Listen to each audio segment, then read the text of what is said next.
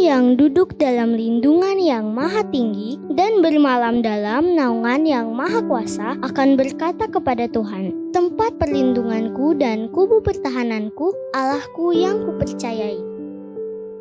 Sungguh, Dialah yang akan melepaskan engkau dari jerat penangkap burung, dari penyakit sampar yang busuk. Dengan kepaknya, Ia akan melindungi engkau, di bawah sayapnya engkau akan berlindung. Kesetiaannya ialah perisai dan pagar tembok. Engkau tak usah takut terhadap kedahsyatan malam, terhadap panah yang terbang di waktu siang, terhadap penyakit sampar yang berjalan di dalam gelap, terhadap penyakit menular yang mengamuk di waktu petang. Walau 1.000 orang rebah di sisimu dan 10.000 di sebelah kananmu, tetapi itu tidak akan menimpamu. Engkau hanya menontonnya dengan matamu sendiri dan melihat pembalasan terhadap orang-orang fasik. Sebab Tuhan ialah tempat perlindunganmu, yang maha tinggi telah kau buat tempat perteduhanmu. Malapetaka tidak akan menimpa kamu, dan tulah tidak akan mendekat kepada kemahmu. Sebab malaikat-malaikatnya akan diperintahkannya kepadamu untuk menjaga engkau di segala jalanmu. Mereka akan menatang engkau di atas tangannya, supaya kakimu jangan terantuk kepada batu. Singa dan ular tedung akan kau langkahi, engkau akan menginjak anak singa dan ular naga. Sungguh hatinya melekat kepadaku, maka aku akan meluputkannya. Aku akan membentenginya, sebab ia mengenal namaku. Bila ia berseru kepadaku, aku akan menjawab. Aku akan menyertai dia dalam kesesakan. Aku akan meluputkannya dan memuliakannya. Dengan panjang umur akan kukenyangkan dia, dan akan kuperlihatkan kepadanya keselamatan daripadaku.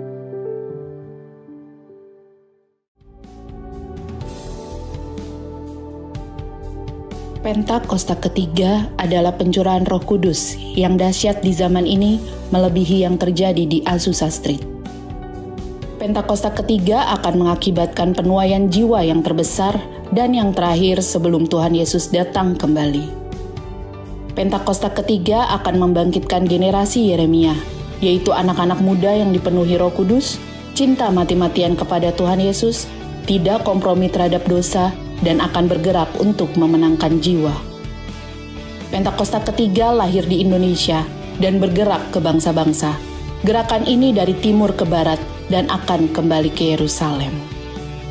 Pentakosta ketiga akan memberikan kuasa untuk menyelesaikan amanat agung, dan setelah itu Tuhan Yesus datang kembali.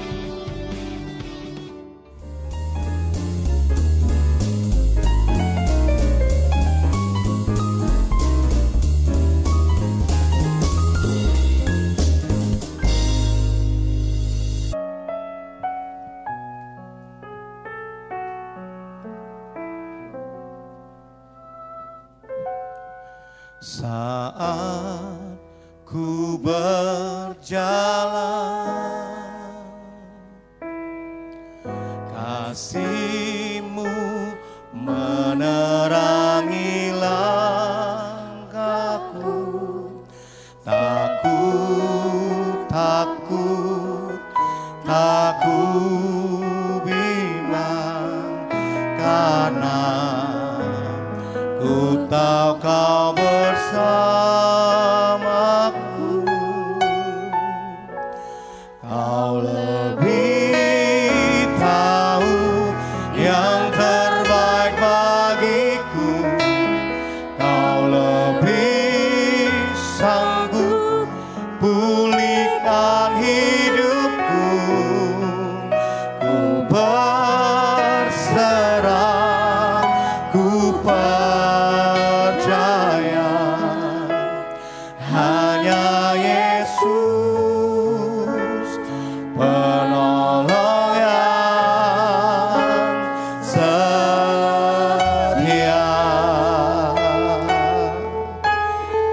Katakan pujian sekali lagi sama-sama dari awal. Saat ku berjalan, berjalan, kasih-Mu menerangi langkahku. Takut, takut, takut bimbang, karena ku tahu Kau bersamaku. Kau lebih tahu yang terbaik bagiku. Kau lebih sanggup pulihkan hidupku.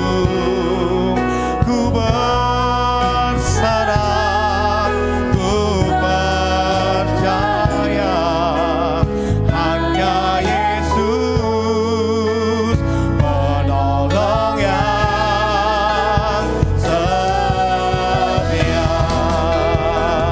Kau lebih tahu, Kau lebih tahu yang terbaik bagiku. Kau lebih sanggup pulihkan hidupku. Ku berserah.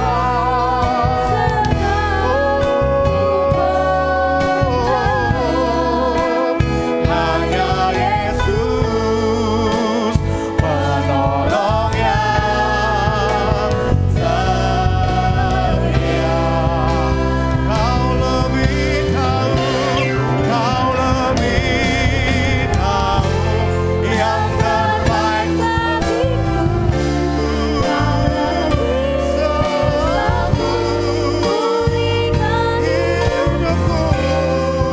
Ku berserah, ku percaya hanya Yesus penolong yang setia. Sekali lagi yuk katakan pujian ini lebih lagi dengan iman.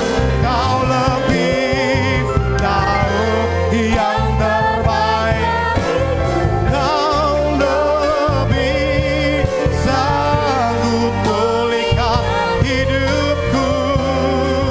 Ku berserah, ku percaya hanya Yesus penolong yang setia. Biarkan musik saja mainkan pujian ini. Bersama-sama kita terus naikkan pujian di hadapan Tuhan Yesus. Sambil siapkan hatimu siang hari ini. Sebentar firman Tuhan akan disampaikan. Biar hati kita seperti tanah yang subur, yang siap ditaburi firman Tuhan. Haleluya. Kami sungguh percaya Tuhan. Kami berserah pada Yesus penolong setia kami. Haleluya. Oh, we worship you, Jesus. Haleluya. Oh, Engkau yang disembah. Oh, haleluya. Hanya Engkau penolong setia kami, Tuhan Yesus. Engkau kekasih jiwa kami. Sama-sama sambil berdiri di hadapan Tuhan Yesus. Sambil angkat tangan dua-dua di hadapan Tuhan. Sambil katakan pujian ini. Kau lebih tahu yang terbaik bagiku. Kau lebih sanggup pulihkan hidupku. Sambil kami mengundang dengan hormat penuh kasih hambanya, Pendeta Philip Handoyo. Kau penolong, penolong yang setia. Oh, Kau lebih tahu, Kau lebih tahu yang terbaik bagiku. Kau lebih sanggup pulihkan hidupku. Ku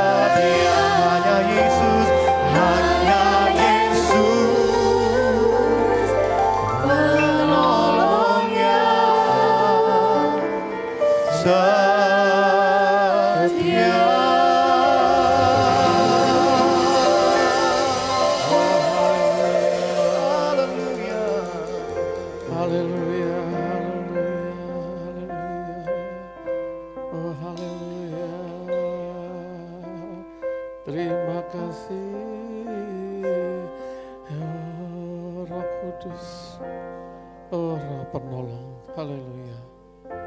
Mari Roh Kudus, terangi hati dan pikiran kami siang hari ini Tuhan. Haleluya, Engkau sumber hikmat, marifat.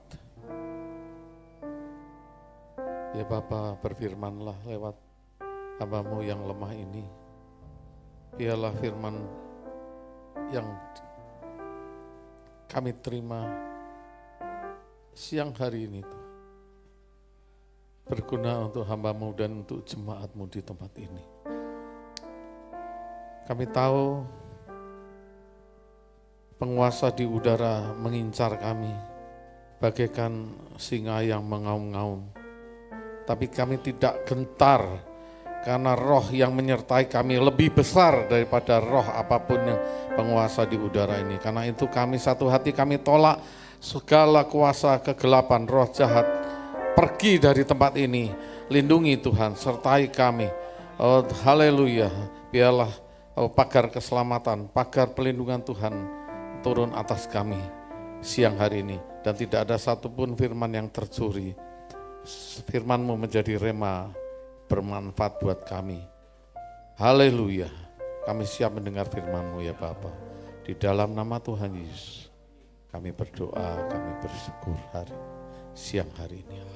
Haleluya, amin. Silakan duduk. Shalom Ibu Bapak sekalian yang kekasih di dalam Tuhan. Pertama saya mengucap terima kasih atas undangan kesempatan yang diberikan saya untuk membagikan firman Tuhan siang hari ini.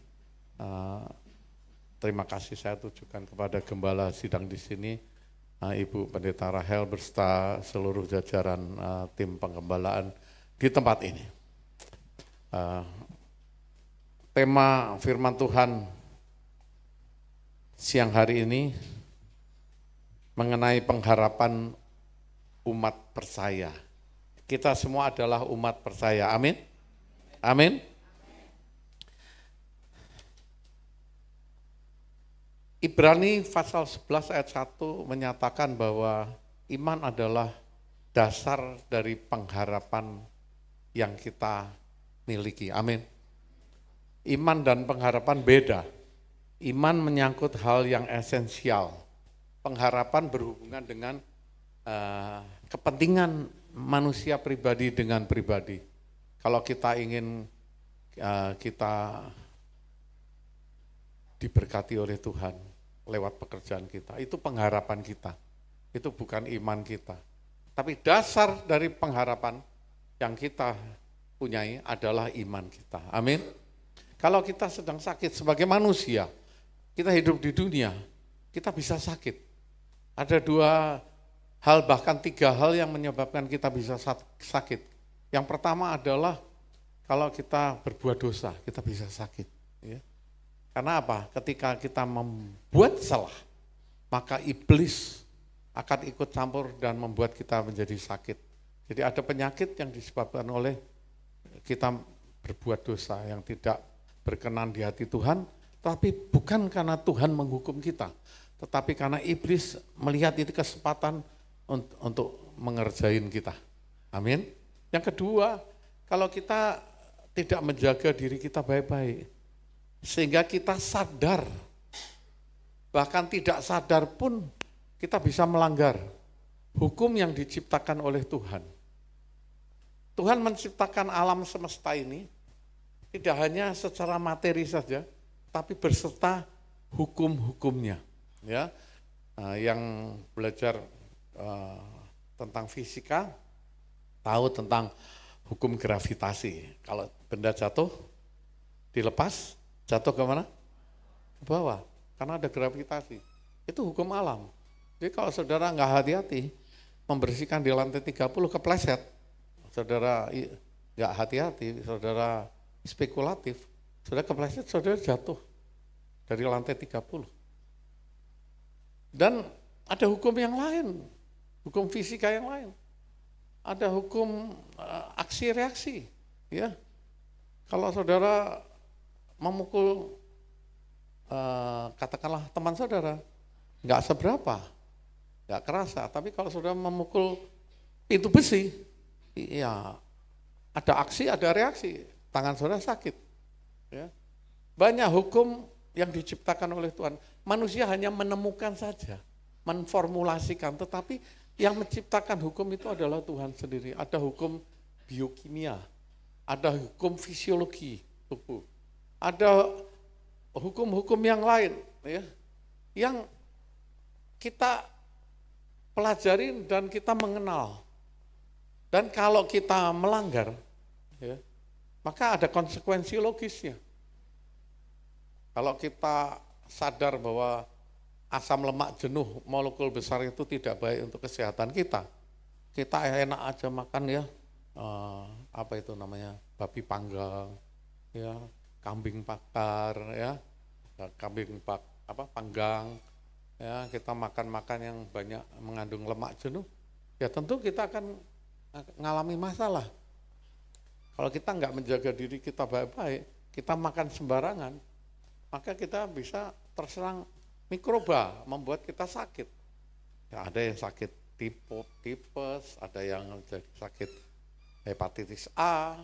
Banyak hal bisa terjadi dalam hidup kita, sadar atau nggak sadar, kita melanggar hukum yang diciptakan oleh Tuhan. Ya. Nah, tetapi kita punya pengharapan. Sebagai orang beriman kita punya pengharapan. Bukan berarti kalau kita berdoa itu janji Tuhan kita disembuhkan, pasti sembuh. Pengharapan kita tentu ingin sembuh, tetapi hasilnya apa kita nggak tahu. Ya, karena agreement manusia dengan Tuhan itu ada 3 hal. Technical agreement, yaitu Tuhan menjanjikan sesuatu lewat firman-Nya, tapi ada syarat yang harus dipenuhi. Ya. Roma 8 ayat 28, Allah turut bekerja dalam setiap perkara untuk mendatangkan kebaikan bla bla bla bagi orang yang mengasihi. Kalau nggak mengasihi gimana? Nggak berlaku. Ya, karena demikianlah Allah mengasihi isi dunia ini sehingga dikaruniakan putra yang tunggal supaya barang siapa yang percaya akan selamat. Yang nggak percaya pasti nggak selamat. Technical agreement, ya, ada persyaratan untuk bisa mendapatkan janji-janji Tuhan itu. Ya. Ada yang partial agreement, ya, artinya kita minta tapi tidak seluruhnya kita bisa dapat. Ada yang disagree, Tuhan nggak agree, kita nggak dapat itu. Kita minta tapi kita nggak dapat. Ya. Yakobus 4 ayat 3 menyatakan bahwa kita minta tapi nggak dapat. Karena salah permintaan kita, yaitu kita minta dengan mengumbar hawa nafsu kita, kedagingan kita. Ya. Nah, sebagai umat percaya kita memiliki pengharapan, yes. Ya. Tetapi pengharapan itu beda dengan iman. Kita pikir kalau berdoa sakit sembuh itu, waduh Tuhan saya mau punya iman yang kuat untuk sembuh. Bukan iman itu, pengharapan. Ya. Kalau itu iman, maka ketika kita tidak mendapatkan, kita akan bilang bahwa iman kita kalau gitu salah dong. Enggak Tuhan-Tuhanan lagi kalau gitu. Ya kan? Oh, atau Tuhan enggak dengar saya gitu. Tuhan memalingkan wajahnya dan telinganya ditutup untuk saya gitu. Kalau gitu iman saya bagaimana gitu. Kalau kita minta didoakan pendeta, oh berarti pendetanya kurang iman, buktinya saya enggak sembuh begitu ya. Enggak begitu. Apa yang menyangkut kebutuhan manusia itu bukan menyangkut iman langsung, itu adalah pengharapan kita sebagai orang percaya. Tetapi iman bicara tentang hal yang lebih esensial, yaitu bahwa Tuhan itu ada. Amin. Kita ada di sini karena kita punya iman bahwa Tuhan itu ada. Iman dari akar kata pistis, artinya keyakinan yang kuat sekali mengenai suatu kebenaran sejati, kebenaran dari surga. Oke, paham maksudnya? Iman adalah keyakinan yang kuat mengenai suatu kebenaran sejati. yaitu Allah ada. Allah Maha Kuasa. Allah Maha Kasih. Apakah Allah Maha Kasih sehingga semua kebutuhan kita terpenuhin, termasuk kalau kita sakit sembuh? Enggak. Sampai di situ saja. Perkara kita ingin supaya kalau sakit supaya disembuhkan, itu pengharapan kita. Oke. Kita percaya bahwa Allah itu penuh kuasa, yes. Tapi soal apakah kita diberkati seperti yang kita harapkan, itu lain hal dengan iman. Iman bicara mengenai hal yang esensial. Ya. Kita tidak bicara bahwa kalau ujian pasti lulus. Tidak begitu. Tetapi bahwa Tuhan itu bisa menolong kita kalau kita berusaha, ya Tuhan pasti akan memberkati kita. Tuhan penuh kasih. Tapi kita mengharapkan sesuatu, itu tidak automatically itu adalah berarti menyangkut iman, tetapi pengharapan. Dan pengharapan itu dasarnya adalah iman. Amin. Hari ini pengharapan umat percaya, pengharapan orang percaya, kita semua ini adalah orang-orang percaya, adalah agar Roh Kudus menjadi sumber hikmat buat kita pribadi demi pribadi. Amin. Kita berharap bahwa Roh Kudus itu bukan hanya disediakan merupakan sumber hikmat, tapi buat kita pribadi satu persatu kita, Roh Kudus menjadi sumber hikmat buat kita. Sehingga memiliki makna dan dampak terhadap kehidupan pribadi kita. Amin. Yohanes 14 ayat 26b, mari kita baca bersama-sama. Sekali lagi, Yohanes 14 ayat 26b, 1, 2, 3. Dialah yang akan mengajarkan segala sesuatu kepadamu dan akan mengingatkan kamu akan semua yang telah kukatakan kepadamu. Ini apa yang Tuhan Yesus katakan kepada murid-muridnya pada saat Tuhan Yesus masih hidup di dalam dunia. Saya percaya ini juga disampaikan untuk kita semua. Ini buat kita semua. Dia yang dimaksud adalah Roh Kudus, Parakletos, ya, Roh Kudus, Roh penolong. Roh yang memberikan hikmat kepada manusia. Roh Kudus akan mengajarkan sesuatu, segala sesuatu kepada kita dan akan mengingatkan kepada kita semua yang telah apa yang Tuhan Yesus katakan. Nah, begini.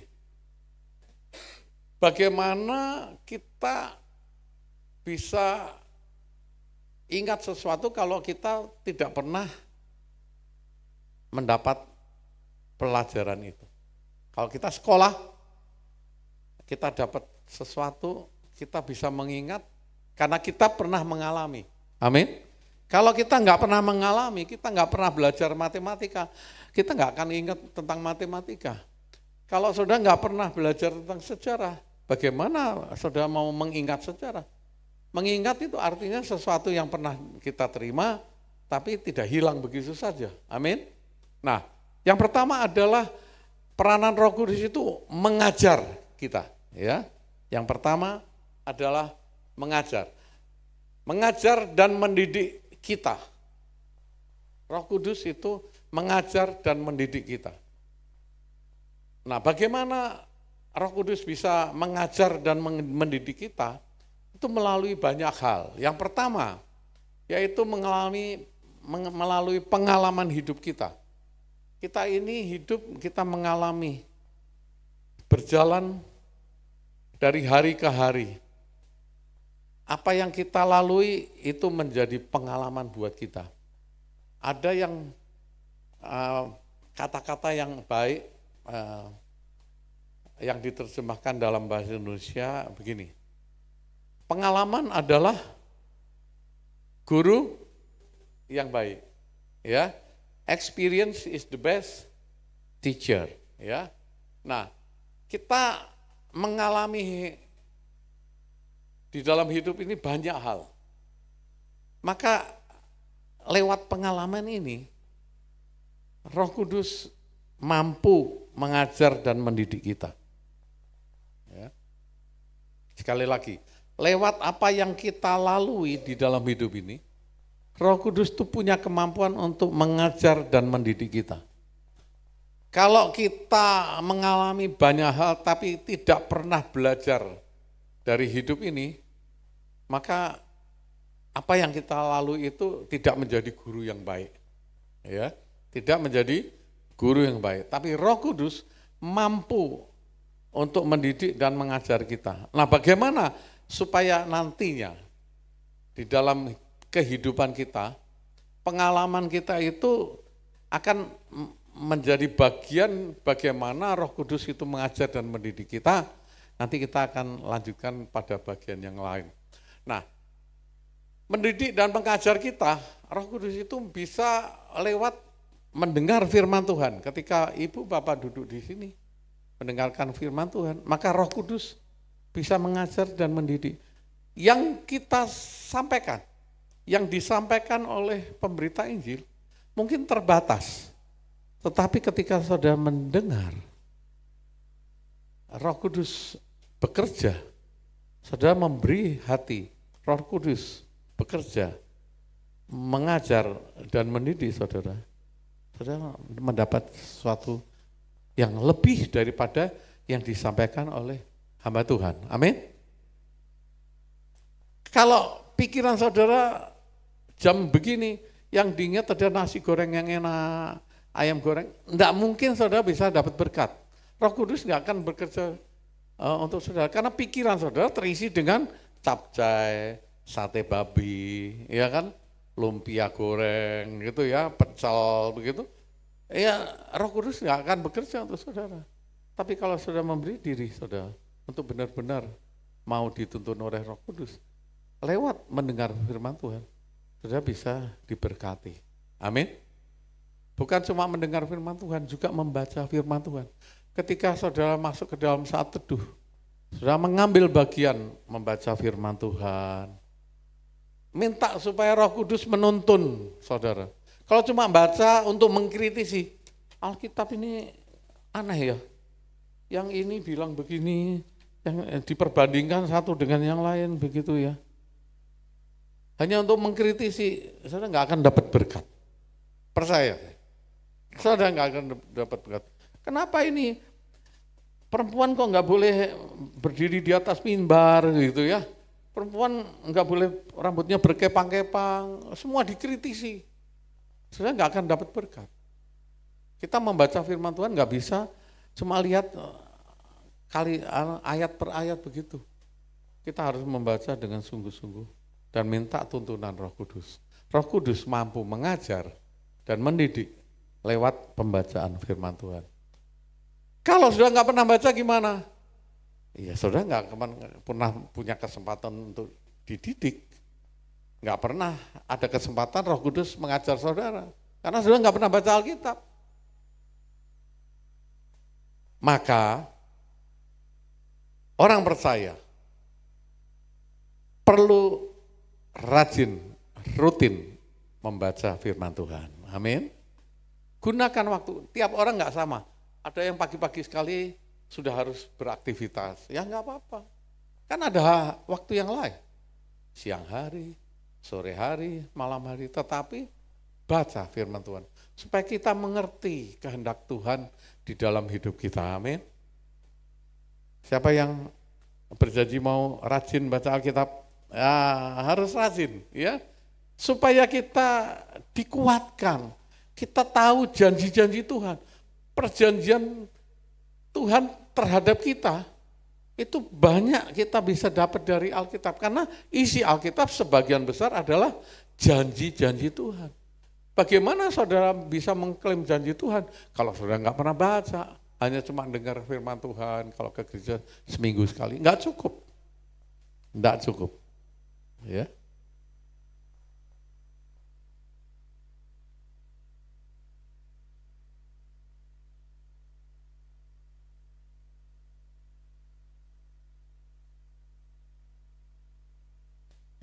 Kemudian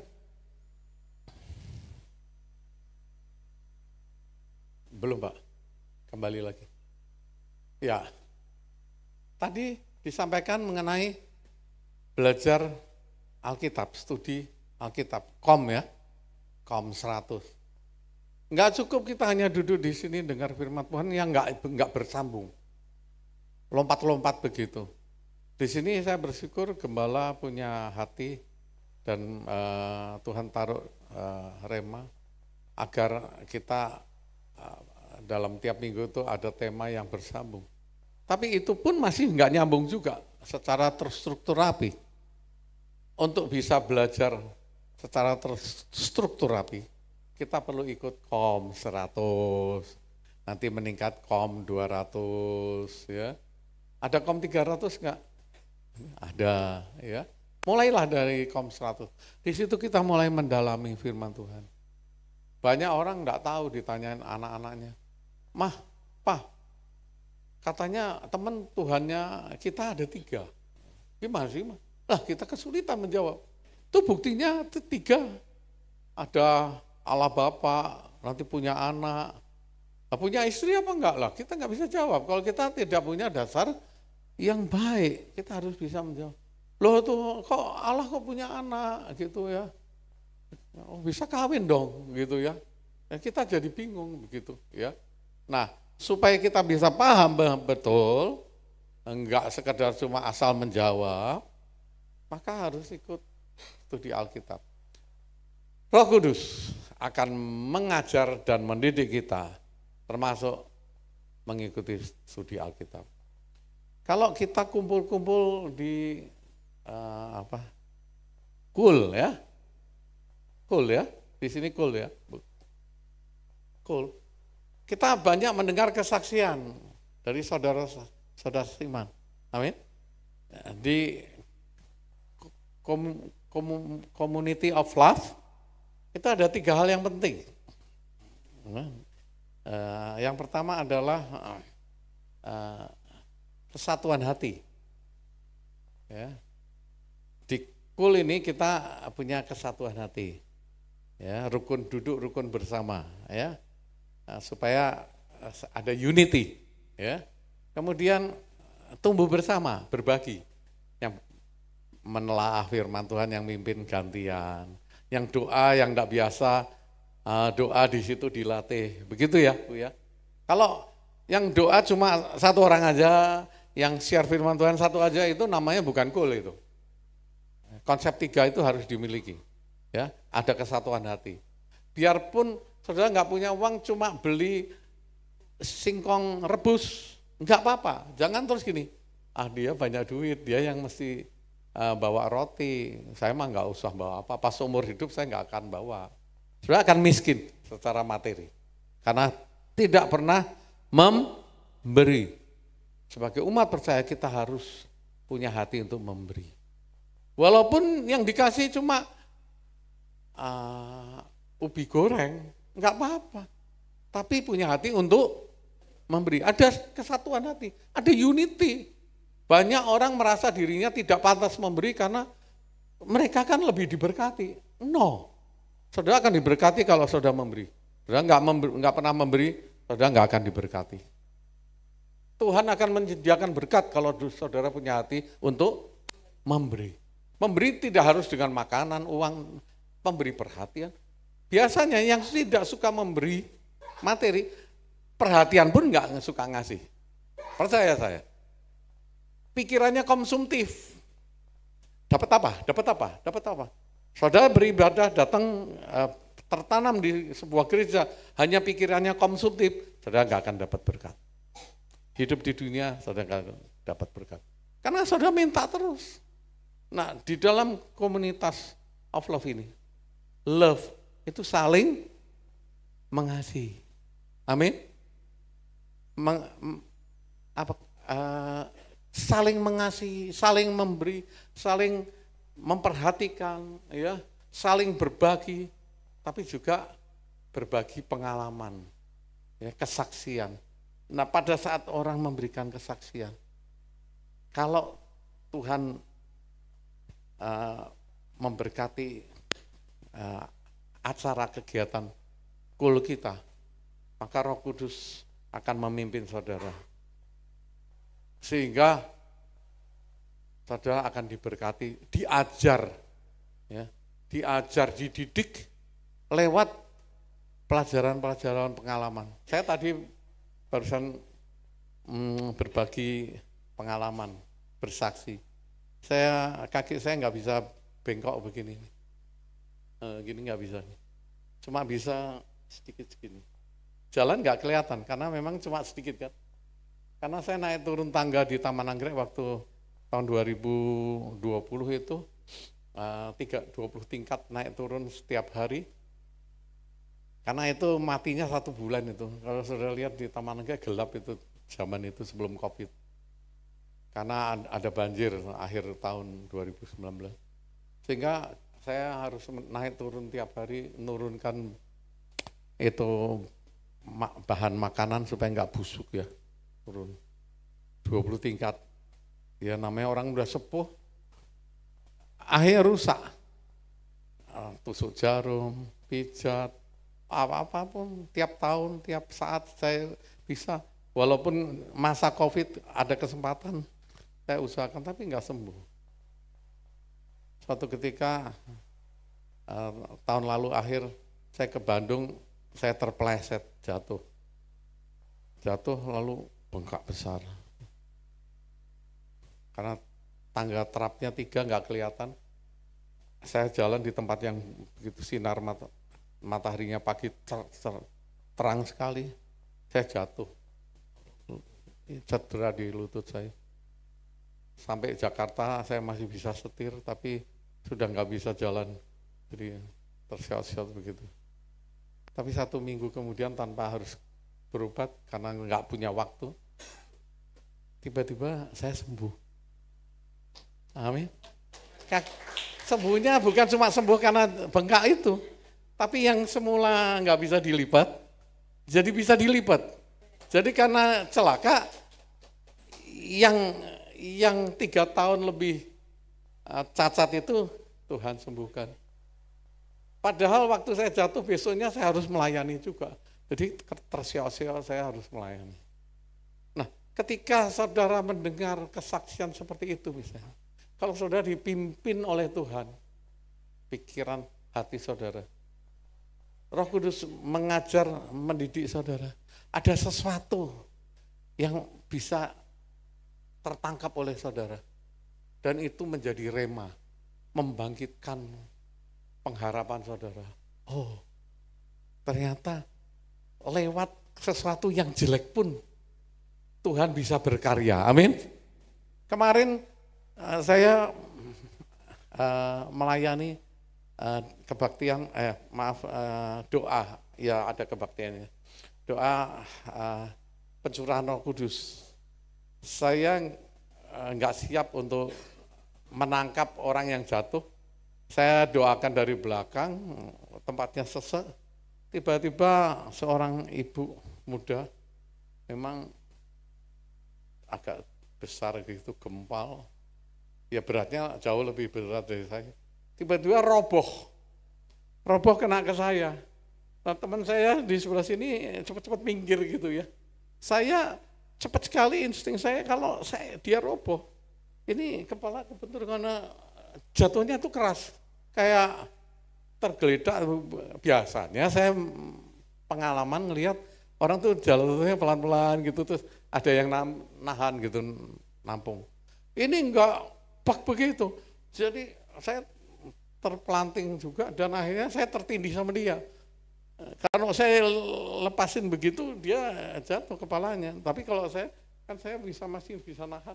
Akhirnya saya kena di bagian ini dan sekarang dengklang begitu. Saya cuma berdoa, Tuhan tolong saya supaya saya masih bisa jalan besok untuk pelayanan di tempat ini. Banyak alasan orang untuk menghindar dari suatu kegiatan seperti ibadah, pelayanan dengan alasan-alasan yang kecil.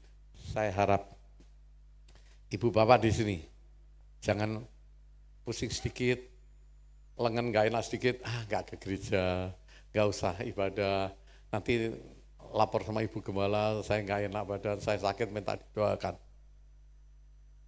Nanti sakitnya jadi tambah parah. Amin.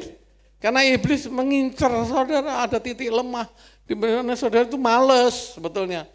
Ya, singkirkan. Ya, ketika kita ngadepi masalah, jangan ngomel, ya, jangan bersungut-sungut, jangan protes, bersyukur aja, bersyukur aja. Tadi saya sampaikan, firman Tuhan bilang, bersukacita senantiasa.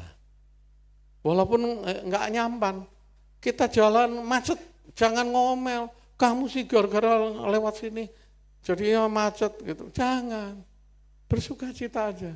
Siapa tahu kalau nggak macet kita ngalamin kecelakaan. Kalau kita biji mata Tuhan, apapun yang terjadi, pasti Tuhan kasih yang lebih baik. Amin. Jangan apa-apa marah, jangan apa-apa kesal. Ini nanti kita akan masuk bagian yang penting di bagian ini. Jadi sekali lagi, Roh Kudus itu mengajar dan mendidik kita lewat banyak hal. Maka Roh Kudus itu akan berperan kalau kita mengambil bagian dalam kegiatan-kegiatan itu. Baca firman Tuhan, mendengar firman Tuhan, ikut di dalam KUL, ada KOM 100, KOM 200, ikut kita belajar. Maka Roh Kudus akan mengajar dan mendidik kita lewat semua itu. Amin. Yang kedua, dia akan mengingatkan, kalau kita sudah pernah sesuatu, manusia bisa lupa enggak? Bisa. Ya, banyak orang lupa rumus ABC. Oh enggak, rumus ABC itu X1, X2 sama dengan min B plus minus akar B kuadrat min 4AC per 2A, ya, gitu anak muda. Pernah kan belajar SMP? Enggak tahu? Tahu? Rumusnya ingat? Rumus PG ingat? PQ? Yang benar. Nanti saya suruh maju loh. Manusia wajar kalau lupa. Amin.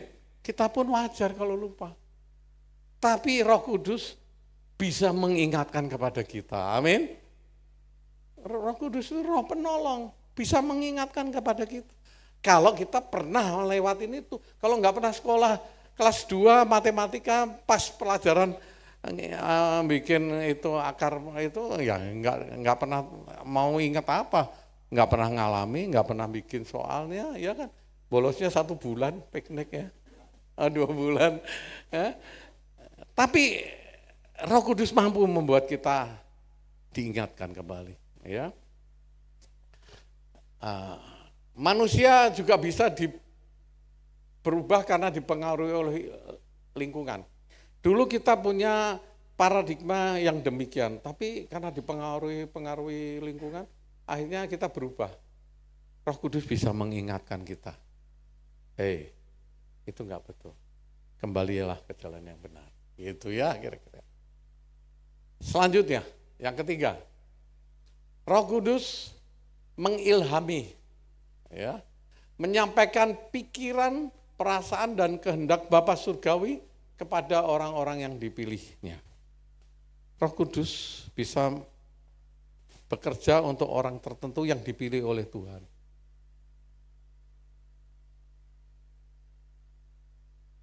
Allah Bapa itu pribadi, punya pikiran, punya perasaan, dan punya kehendak seperti kita juga. Ya, kita diciptakan menurut peta dan teladannya Bapa Surgawi, kan begitu ya. Bapa Surgawi itu punya pikiran, perasaan, dan kehendak. Roh Kudus adalah roh yang diciptakan oleh Allah atau rohnya Allah sendiri? Roh Allah sendiri. Roh Kudus adalah roh Allah sendiri. Kalau yang tahu pikiran, perasaan, dan kehendaknya Ibu Rahel, bukan roh saya. Rohnya Ibu Rahel sendiri. Begitu juga dengan Ibu Bapak sekalian. Bisa dipahami? Roh Kudus adalah rohnya Allah sendiri. Jadi rohnya Allah sendiri yang tahu tentang pikiran, perasaan, dan kehendaknya Allah. Paham ya? Ketika Allah ingin memakai seseorang untuk bekerja bagi pekerjaannya, Roh Kudus mengilhami dia. Roh Kudus mengilhami Musa untuk menulis Pentateuch, 5 kitab yang pertama, Kejadian, Keluaran. Ya. Roh Kudus mengilhami orang-orang percaya di abad pertama untuk menulis apa yang disampaikan, yang diajarkan oleh Matius, Markus, Lukas, Yohanes. Itu yang nulis bukan Lukas, bukan. Orang-orang percaya yang diilhami oleh Roh Kudus menulis apa yang disampaikan oleh Lukas. Di sini nulis, di sini nulis, di sini nulis. Hasilnya dikumpulin, cocok. Ada perbedaan sedikit lah. Yang satu bilang 4.000, yang satu 5.000, yang satu ini seorang, ini 2 orang, ini 2 orang, ini 3 orang. Tapi itu bukan esensial. Karena ditulis oleh manusia. Jadi manusia kan bisa salah memahaminya. Ya, tetapi inti dari statement ini bahwa Roh Kudus itu sebagai sumber hikmat itu bisa mengilhami orang-orang tertentu yang Tuhan mau pakai. Roh Kudus bisa mengilhami saudara sehingga saudara dapat hikmat surgawi. Amin. Selanjutnya. Nah, pertanyaannya adalah bagaimana Roh Kudus bisa berperan di dalam hidup kita, bisa menjadi sumber hikmat untuk kita. Gimana caranya? Ya. Nah, mari kita lihat gambar yang sering dipakai untuk guru sekolah minggu untuk menjelaskan kepada murid-murid sekolah minggu. Ada gambar hati, ya. Hatinya begini ya. Hati, kalau bahasa Indonesianya hati apa? Lever ya? Lever kan? Tapi lever gambarnya enggak begini. Lever gambarnya begini, segitiga. Ya. Kalau yang bentuknya begini itu jantung, heart. Kita confuse. Yang namanya hati itu ini jantung atau liver ya? Enggak dua-duanya. Ya. Yang namanya hati itu imajiner maksudnya. Ya. Hati itu maksudnya otak tengah kita. Ya. Di sini ada otak kiri yang berperan untuk manusia, hal-hal yang sifatnya matematikal, ya, fisika. Ya. Yang sebelah kanan untuk hal-hal yang sifatnya sosial, bahasa dan sebagainya dan sebagainya. Tapi ada perbedaan antara otak binatang dan otak manusia, yaitu otak tengahnya. Prefrontal cortex. Ya. Singkatannya PFC. Nanti buka di Google supaya enggak semua bisa dijelaskan di sini. Sudah buka supaya saudara bisa tahu. Di situ tempatnya hikmat, akal budi, pertimbangan, rasa, tenggang rasa, kesantunan, begitu ya, di dalam situ. Dan ada beberapa hormon yang berpengaruh, ada 4 hormon itu, ya, yang berpengaruh untuk mengendali otak tengah kita. Ya. Jadi apa yang dikatakan sebagai hati itu bukan berarti fisiknya ya, fisiknya jantung, heart atau liver, bukan itu. Tetapi yang berada di tengah otak kita itu, yang memberikan pertimbangan. Nah, apa sih yang ada di, saya tetap kembali lagi ke hati supaya gampang ya. Hati gitu ya. Digambarkan di situ ada ular. Ya, ketika manusia jatuh dalam dosa, hatinya tuh isinya itu banyak ular ya. Itu menggambarkan tentang kelicikan. Bahwa manusia itu memang ketika jatuh dalam dosa, pikirannya licik gitu, seperti ular, suka ngakalin gitu ya. Kemudian yang kedua ada babi. Saya nggak tahu ini ibu bapak pernah melihat nggak gambar-gambar seperti ini? Hah? Ya, ibu ada ya. Ibu nanti tolong bagikan sama yang lain. Karena ini zaman kuda gigit besi, Bu. Ini cerita zaman kuno, zaman abad yang lalu, ya. Tapi saya harapkan ini punya makna yang baik sekali. Ada babi, artinya apa? Babi itu kan kerjanya makan terus tuh, tamak, makan, makanya gemuk.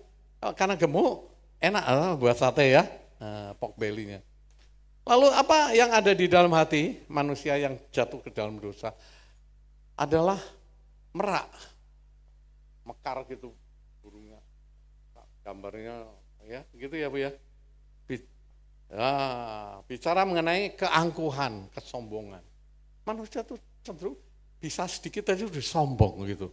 Baru dapat duit sedikit aja udah ngerasanya kayak kaya sekali. Jabatannya baru lurah aja udah kayak pejabat tinggi sekali begitu. Itu manusia pada dasarnya begitu. Kemudian ada apa lagi? Ada harimau. Harimau itu ketemu siapa aja kayak marah gitu. Maunya nyerang gitu. Nah, hati manusia itu yang pada dasarnya sudah jatuh dalam dosa itu cenderung kalau bisa siapa aja gitu loh. Dimakan gitu. Ada ibu-ibu yang di sini kalau lihat suaminya cenderung seperti mau makan, habisin begitu, pencet supaya kalah, taruh di bawah ketiak. Enggak ya, di sini semua ibu-ibu manis-manis ya. Ibu-ibu yang takut sama Tuhan. Ya, ada bapak-bapak yang begitu, kayak macan gitu, begitu anaknya menghadap aja belum apa-apa. Apa? Minta duit ya? Begitu, garang begitu. Saya percaya di sini enggak ada. Amin?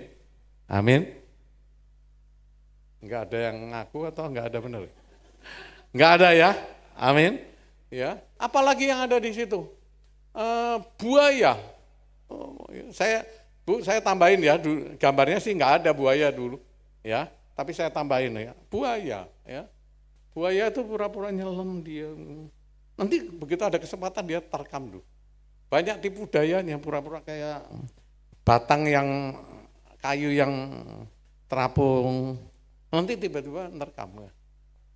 Banyak orang-orang yang seperti itu di dalam hatinya. Pura-puranya manis, tiba-tiba gigit gitu ya. Bisa tangkap Pak? Ada yang gitu ya? Di sini nggak ada ya. Tapi ini saya ceritakan dulu secara umum. Ya, kemudian ada yang modelnya kambing. Tiap ketemu ngajak kepala dibentur-benturin. Senangnya bertengkar gitu. Ya. Siapa aja ditemuin ngajak ribut, ya. Ada orang-orang yang begitu. Nah, yang ada, dan ini masih banyak lagi ya. Ada yang model kucing. Oh, sudah punya kucing. Pulang dari pasar lihat lagi tidur gitu ya. Pergi lagi habis ibadah pulang tidur gitu.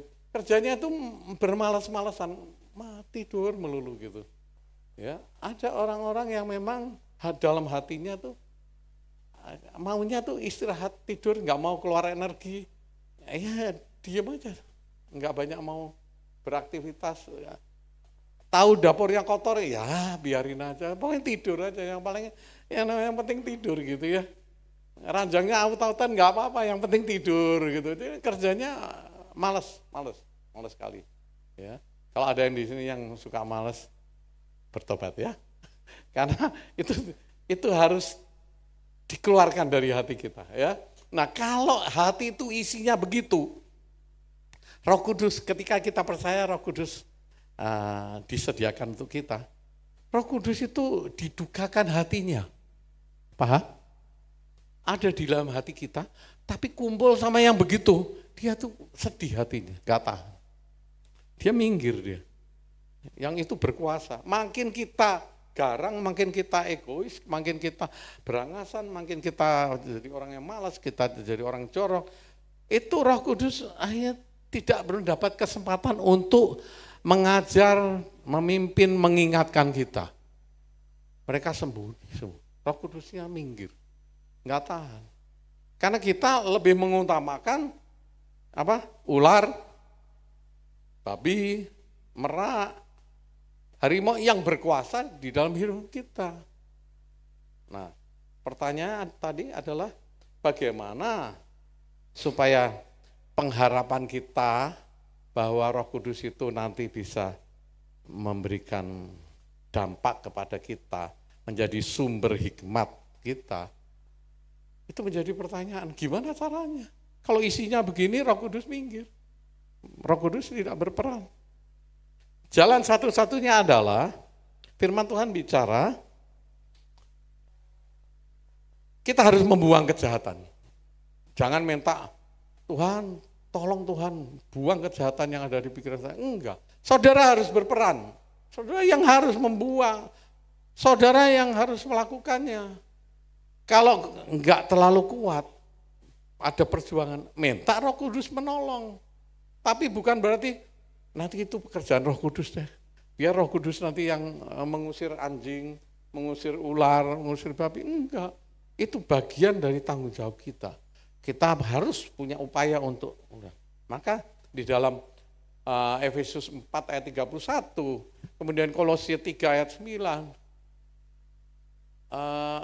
kita harus membuang. Bukan Roh Kudus nanti yang membuang, bukan. Kita yang harus buang. Kalau banyak sampah-sampah di rumah saudara, jangan harap tetangga saudara yang saudara harapkan untuk buang sampah yang ada di kamar saudara. Jangan harap pendeta saudara panggil untuk buang sampah di kamar saudara. Saudara sendiri yang harus membuang, amin. Buang, yang enggak baik-baik buang. Yang ngotor-ngotorin buang, yang bikin sarang tikus buang, semua buang, yang tidak baik-baik, buanglah kejahatan yang ada di dalam hati dan pikiran kita. Ya. Kembali lagi.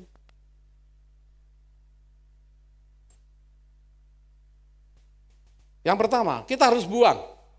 Amin. Kita harus punya kesepakatan di dalam hati kita, tekad, saya harus buang, saya harus berubah. Begitu. Perubahan itu bukan dalam sikap hari-hari, tapi harus mulai dari pikiran dulu. Roma 12 ayat kedua. Berubahlah oleh pembaharuan budi. Artinya gini, metamorfosis tapi didahului oleh metanoia. Amin. Metanoia, perubahan mindset, perubahan cara pikir, baru menghasilkan perubahan perilaku, yaitu metamorfosis. Harus ada di pikiran kita untuk berubah. Ya, kembali ke slide-nya yang sebelumnya. Jadi kita harus punya semangat. Punyailah semangat untuk membuang. Karena kalau tidak, Roh Kudus tidak akan berkarya di dalam hidup saudara dan saya. Yang kedua, jauhilah kejahatan. Ini banyak tetangga kita, teman main kita yang senangnya kejahatan, hal-hal yang tidak baik.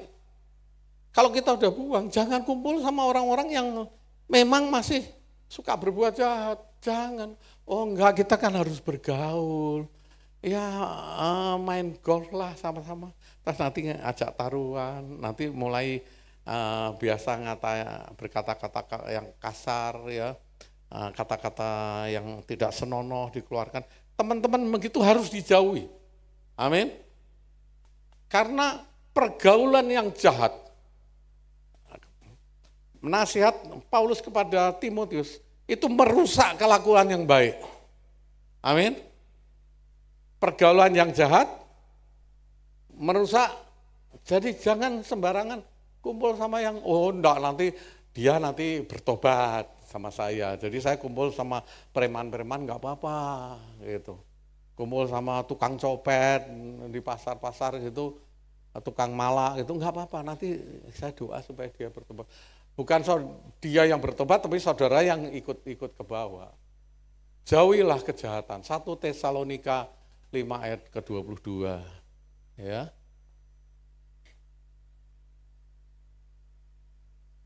Kembali. Slide-nya kembali. Oke. Nah, Ibu Bapak sekalian, pada ujungnya akar semua kejahatan yang itu, ini, itu ujung-ujungnya kalau 1 Timotius 6 ayat 10 saudara baca, itu pernyataan Paulus kepada Timotius, supaya Timotius sebagai orang muda itu menyadari, ujung-ujungnya karena apa?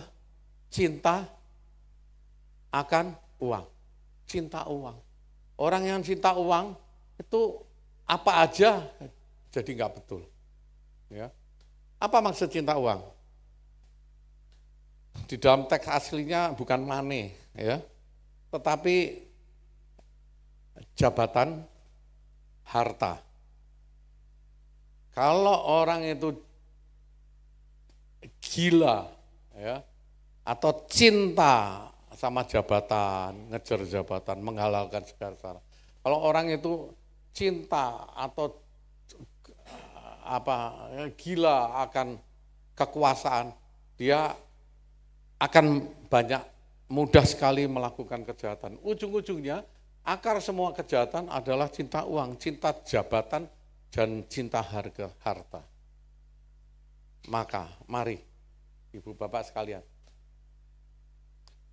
janji Tuhan kepada kita, janji Bapa Surgawi terhadap kita, Roh Kudus yang disiapkan dan disediakan, dikirim untuk menjadi penolong buat kita, itu menjadi sumber hikmat, itu baru berkarya di dalam hidup kita kalau kita memberikan hidup kita untuk Roh Kudus bekerja. Artinya yang tidak baik, yang jahat-jahat itu harus kita buang, supaya Roh Kudus bertahta di dalam hidup kita. Dan saudara diberkati. Karena apa? Roh Kudus adalah rohnya Allah sendiri. Kalau roh Allah menyertai saudara, memimpin hidup saudara, saudara akan khawatir. Saya tadi bilang sama Ibu Rahel, saya walaupun enggak dapat tempat parkir karena tiba-tiba diserobot orang, enggak apa-apa, puji Tuhan, cari tempat parkir yang lain. Karena Tuhan itu pasti berkarya di dalam hidup saudara. Apabila saudara jadi biji mata Tuhan, Tuhan bisa mengubah hal yang tidak nyaman menjadi berkat. Amin. Ada kuasa di dalam ucapan syukur, ada kuasa di dalam iman yang kokoh kepada Tuhan, tidak goyah. Pengharapan bisa lewat begitu aja. Pengharapan kita bisa tidak berhasil, gagal. Tapi iman kita harus tetap kokoh, sehingga Tuhan bisa berkarya di dalam hidup kita. Hal yang tidak baik bisa di Tuhan ubahkan. Ada kuasa di dalam apa yang kita sikapi. Buang segala hal yang buruk di dalam diri kita, lakukan perubahan, biarpun mulai dari yang kecil, adakan reformasi di dalam diri, maka Roh Kudus mulai berkarya dalam hidup kita. Amin. Tuhan memberkati kita semua. Mari kita tundukkan kepala, kita masuk di dalam saat teduh. Roh Kudus, kau hadir di sini. Roh Kudus akan menolong kita semua. Ya. F.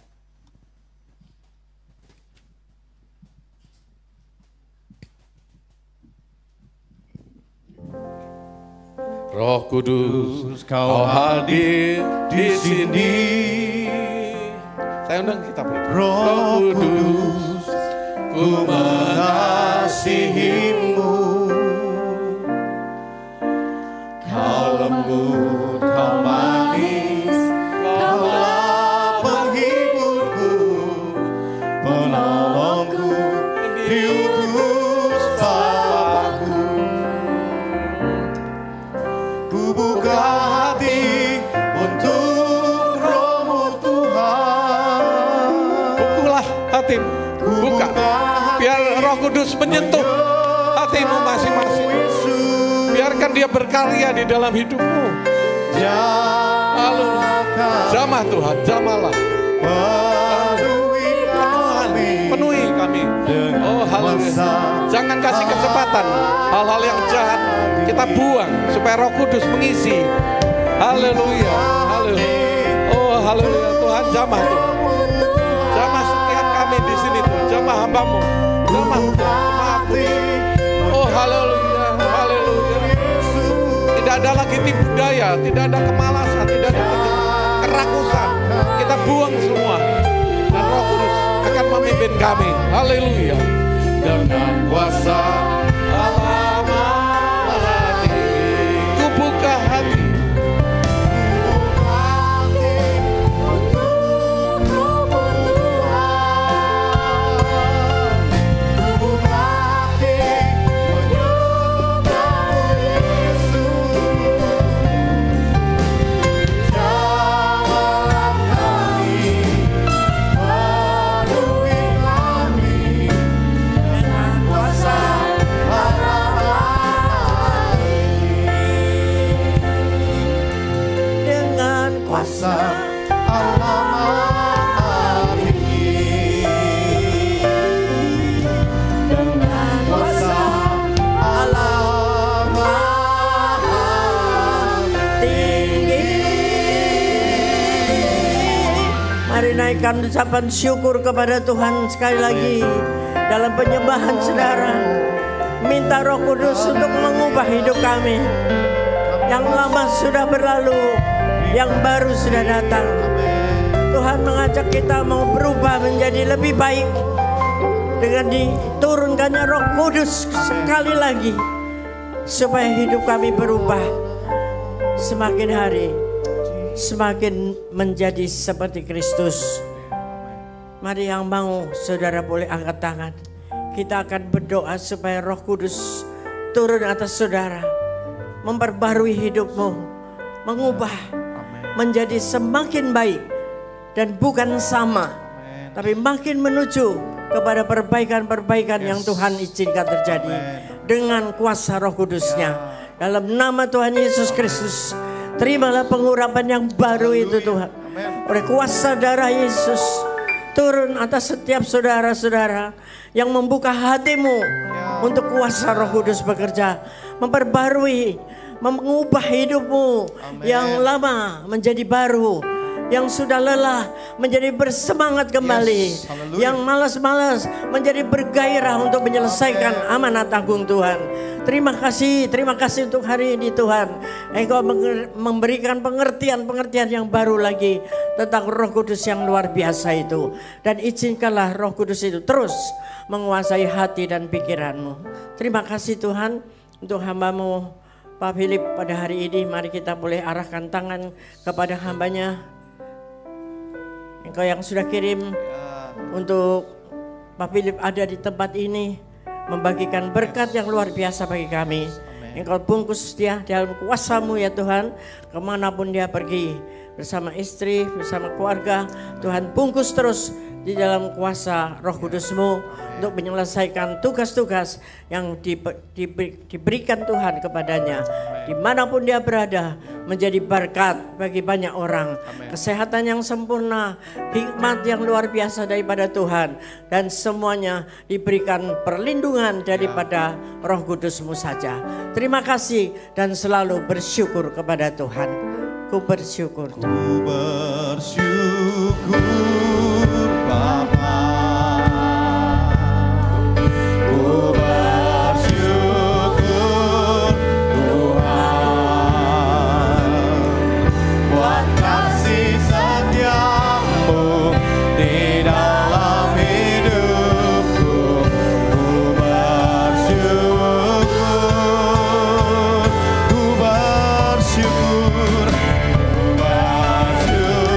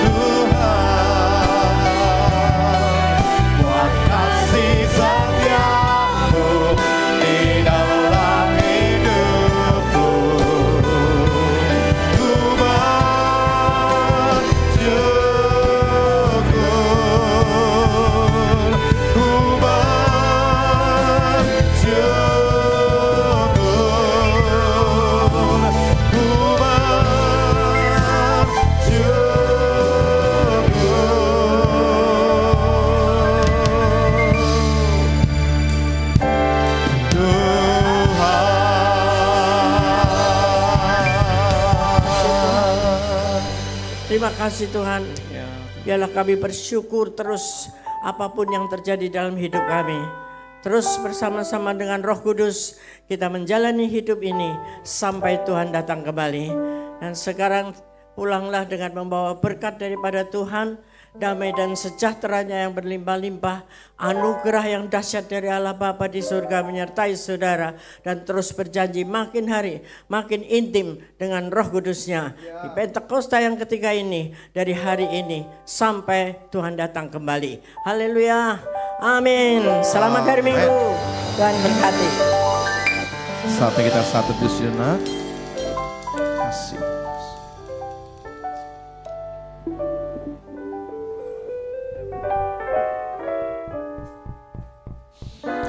Ibadah kita telah selesai. Bapak Ibu Saudara, kita bisa bersalam-salam.